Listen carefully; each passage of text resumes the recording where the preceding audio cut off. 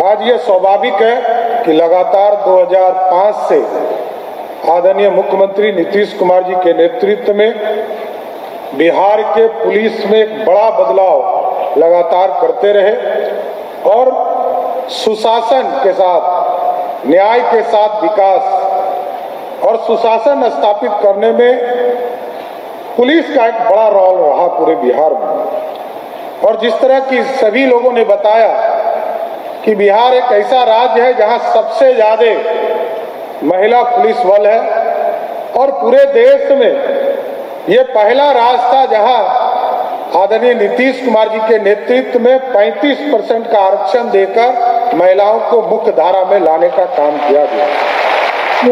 और जैसा कि आप जानते हैं 2005 से लेकर 2020 तक लगभग 7.5 लाख लोगों को बिहार में सरकारी नौकरी आदरणीय नीतीश कुमार जी के नेतृत्व में देने का काम किया गया। और 2020 में जब 7 निश्चय पार्ट 2 की स्थापना की गई और आदरणीय मुख्यमंत्री जी ने 10 लाख सरकारी नौकरी देने का वादा किया, जिसमें 5 लाख लगभग आदरणीय मुख्यमंत्री के निर्देश में दिए जा चुके हैं। और इसका टारगेट भी पिछले दिनों जब 15 अगस्त को आदरणीय मुख्यमंत्री जी गांधी मैदान में झंडा फहरा रहे तो जो 10 लाख का लक्ष्य था उसको बढ़ाकर 12 लाख सरकारी नौकरी नए नौजवानों को देने का लक्ष्य तय किया है। लेकिन साथियों, मैं जरूर आग्रह करूंगा, अभी ट्रेनिंग होंगे, ट्रेनिंग के बाद आपको जिले में आप जाएंगे, लेकिन इस बीच में बहुत चीजों का बदलाव भी हुआ है।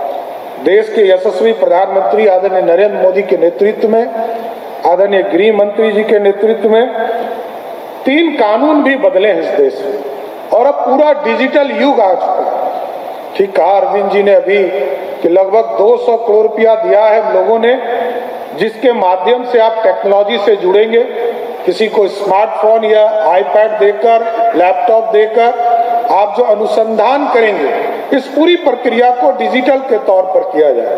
पहले लोग कई दिनों तक जो आपके सुपरविजन का काम होता था वो ऑन रिकॉर्ड नहीं हो पाता था, लेकिन अब जो टेक्नोलॉजी का दौर आया, आप पुलिस डायरी जो लिखते हैं उसको हर हालत में जिस दिन आप निरीक्षण करेंगे जियो टैग लगाकर वहीं पर आपको अपलोड करना पड़ेगा। यह टेक्नोलॉजी का दौर और आपको इस पूरी तरह कानून में बदलाव इसलिए भी लाएगा।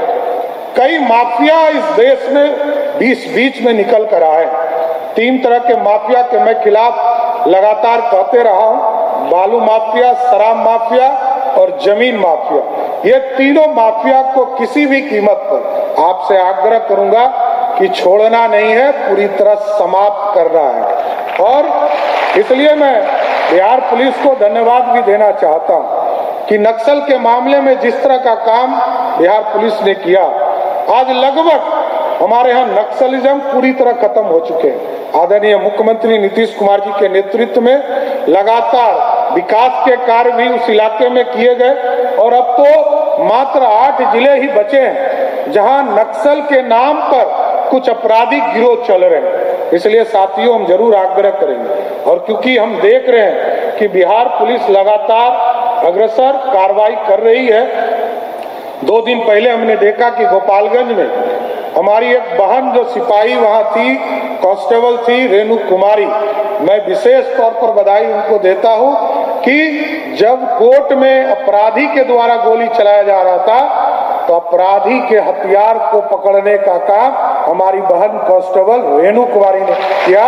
इसके लिए बधाई के पात्र। इसलिए मैं मुख्यमंत्री जी को विशेष धन्यवाद देता हूं कि पिछली सरकार और आपकी सरकार में सबसे बड़ा फर्क है कि आपने रूल ऑफ लॉ लाया। पिछली सरकार और आज की सरकार में सबसे बड़ा फर्क है कि नीतीश कुमार जी आज तक किसी भी, मैं लंबे समय से इनके साथ काम कर रहा हूं, मैं तो 86-87 से इनको व्यक्तिगत तौर पर जानता हूं, 95 से राजनीतिक वर्कर के तौर पर इनको देख रहा हूं। एक भी थाने में कभी भी नीतीश कुमार जी मुख्यमंत्री रहते हुए या केंद्र में मंत्री रहते हुए कभी फोन नहीं करते। उचित फोरम से उचित कार्रवाई का निर्देश देने का काम करते हैं। इसलिए साथियों, मैं सबको शुभकामना भी देता हूं, बधाई भी देता हूं, लेकिन जरूर आग्रह करता हूं कि ह्यूमन राइट्स का ध्यान जरूर रखना है, लेकिन कानून किसी भी कीमत पर कोई खत्म नहीं कर सके, इसकी रक्षा करने का काम आप सभी लोगों के हाथों में दिया जा रहा है। इसलिए सबको बधाई देते हुए अपनी बातों को विराम देता हूं। बहुत बहुत धन्यवाद। 5 राज्य, 61 शहर, 150 प्रोजेक्ट और एक वास्तु विहार। नई सोच, नया घर। बनाए रखिए अपना प्यार, सेवा में है वास्तु विहार।